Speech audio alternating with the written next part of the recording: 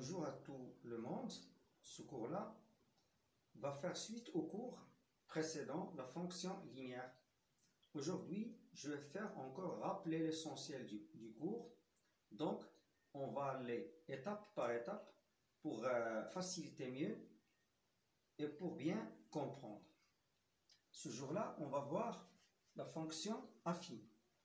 Tout d'abord, on a pour une fonction f x qui a pour image ax, cette relation-là est la fonction linéaire. On a dit que x est l'antécédent du nombre ax. Ax, c'est l'image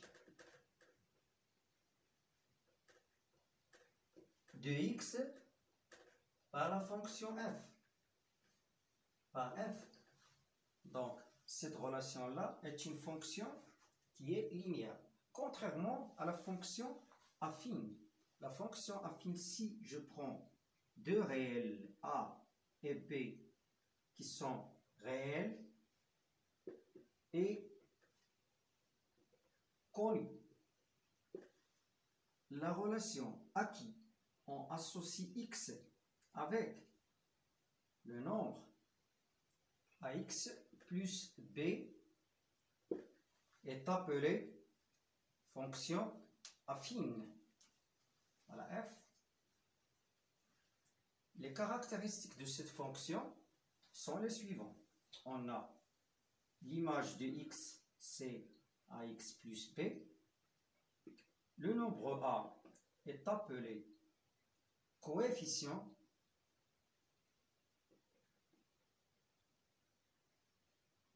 de la fonction affine, c'est-à-dire de f. Le nombre b est appelé ordonnée à l'origine.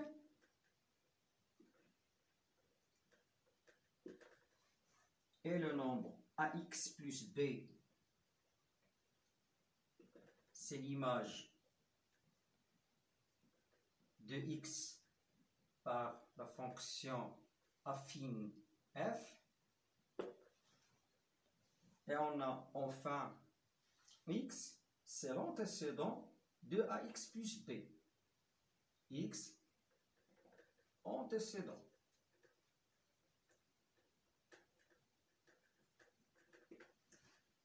Je vais prendre maintenant un exemple de la fonction affine.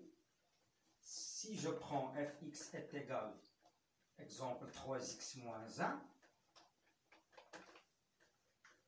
fx égale 3x moins 1, je vais calculer f de 0, je dois remplacer la variable x, c'est-à-dire x qui varie, je vais remplacer x par 0, 3 fois 0 moins 1 est égal 3 fois 0 c'est 0, moins 1 c'est tout simplement moins 1, d'où f de 0 est égal à moins 1. Un autre exemple, f de moins 1. 3 fois moins 1, moins 1. Donc, 3 fois moins 1, c'est moins 3, moins 1, c'est moins 4. D'où f de moins 1, c'est moins 4.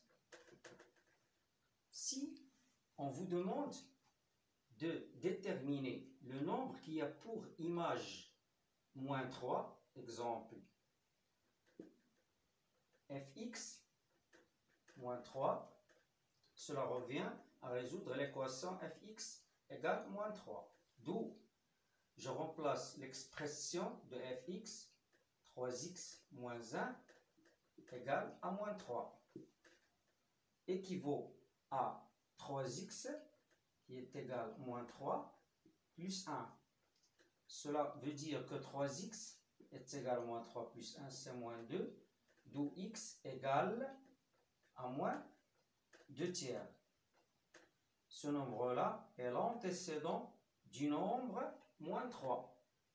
Maintenant, je passe à une deuxième paragraphe concernant le coefficient de la fonction affine. Si je prends une fonction affine telle que fx égale à x plus p. Le nombre p, c'est l'ordonnée à l'origine. Le nombre a, c'est le coefficient à déterminer. Je prends deux réels, x1 et x2. À noter bien qu'ils sont tout à fait différents, les deux. Alors, f x1, je remplace x1 par x, est égal à x1 plus p. Et f, les x2, est égal, je remplace x2, c'est a x2 plus p. Si je calcule la soustraction de fx1 moins fx2, j'obtiens fx1 est égal à x1 plus b moins f les x2, c'est ax2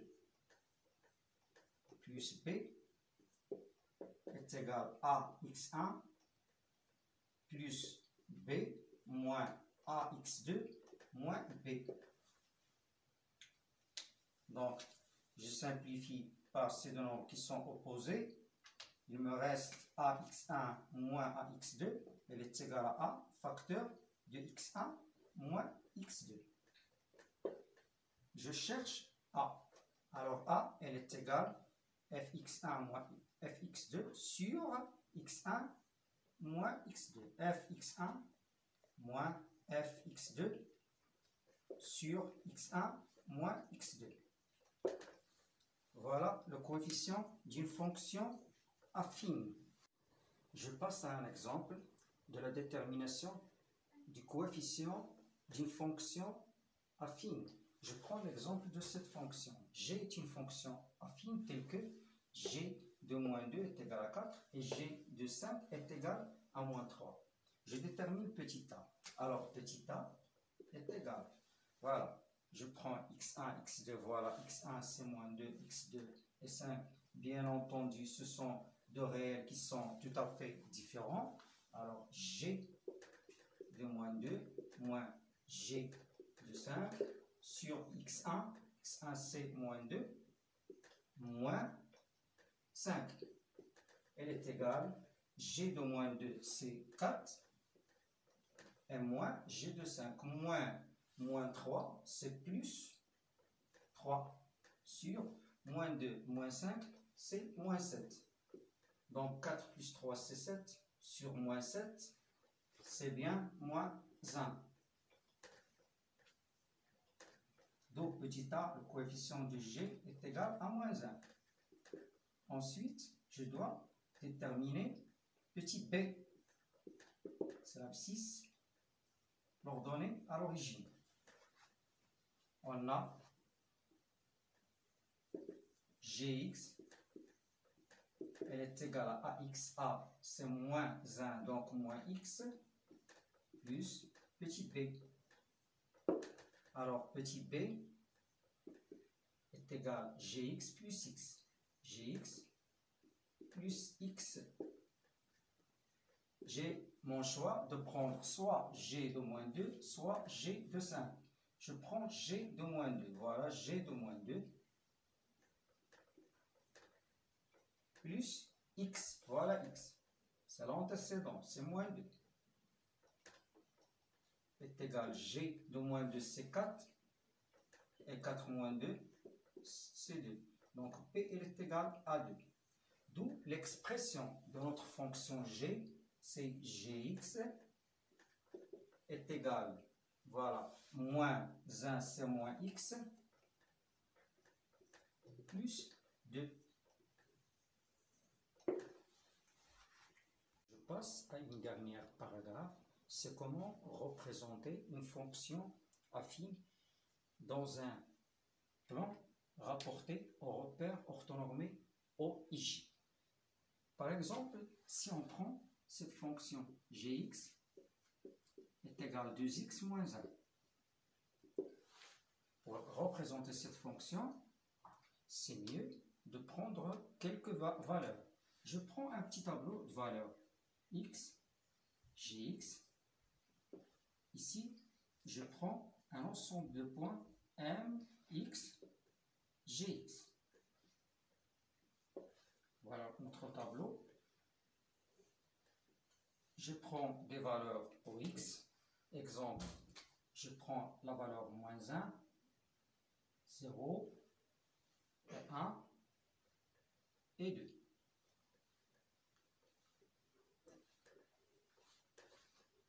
G de moins 1. Je remplace x par moins 1. 2 fois moins 1, c'est moins 2, moins 1, c'est moins 3. Pour la valeur x égale 0, g de 0, c'est 2 fois 0, c'est 0, moins 1, c'est moins 1. Pour la valeur x égale à 1, g1, 2 fois 1, c'est 2, moins 1, c'est 1. Et enfin, pour la valeur 2, 2 fois 2, c'est 4, moins 1, c'est 3. Les points sont tels que. Exemple, le point A ici, un point B, un point C, un point D.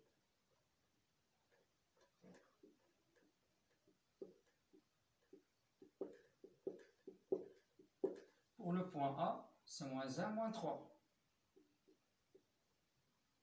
Pour le point B, 0, moins 1. 1, 1. Pour le point C. Et enfin, pour le point D, 2, 3. Je passe au plan. Donc, pour le point A, c'est il a comme abscisse moins 1 et comme ordonnée moins 3. Donc, moins 1, moins 3. Moins 1 et moins 3. Moins 1, moins 2 et moins 3 ici. Voilà.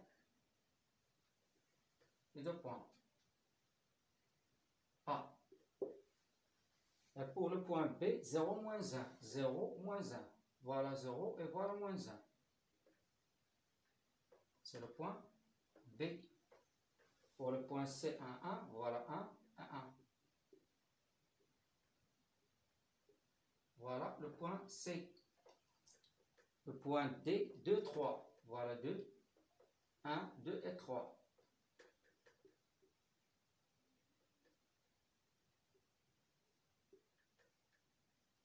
Et voilà le point D. Donc, voilà le point, je les joigne.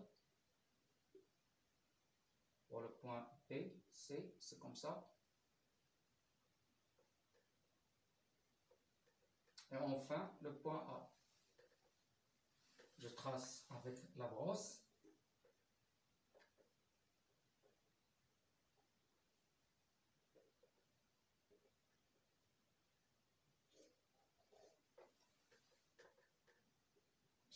Presque. Avec une règle, ça doit être plus précise. Cette droite-là, la droite D, qui représente la fonction G. Merci pour votre attention et à bientôt.